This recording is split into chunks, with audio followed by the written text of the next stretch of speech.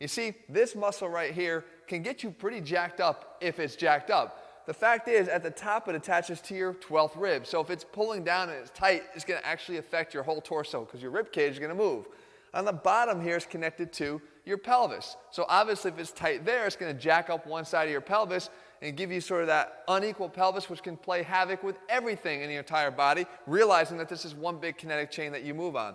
And then, of course, to cap it all off, it's connected to your lumbar vertebrae. So if it's tight there and pulling on your lumbar vertebrae, you're going to have some problems too. So what is it that you want to do? I'm going to show you how to stretch it. I'm going to show you how to work on the soft tissue. I'm going to show you that one thing you never want to do to it.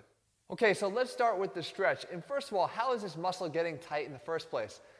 Easily. You see, when you sleep, if you have a side that you like to sleep on, let's say you like to sleep this way, this hiking of this hip up here, right, relative to the rest of our pelvis, is going to tighten the QL on that side. So if you sleep on one side all the time, the one that's up in the air is going to get tight. Same thing happens here if you're like to sit, and you sit in your seat and you sort of sit on one side.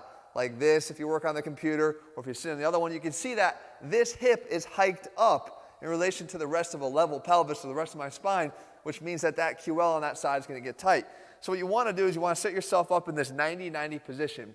If your left hip, your left QL is tight, you want to put that one behind you. So you get 90 degrees here.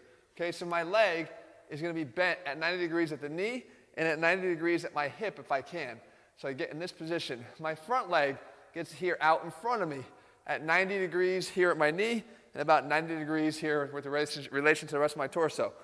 From here, I'm going to lean forward, and now I want to open up this hip, right? So the idea is to drive the top of this pelvis down and back as I get the rest of my body and my rib cage going in the opposite direction. Here's the line right here.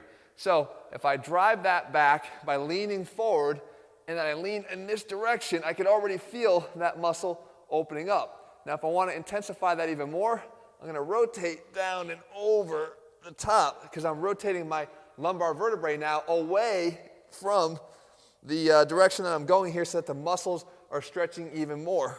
So I'm reaching over, twisting this way, and then leaning forward. And I can feel that, and the more I can drive this leg down and back in that direction there, as I do this, I'm going to even feel more on that stretch.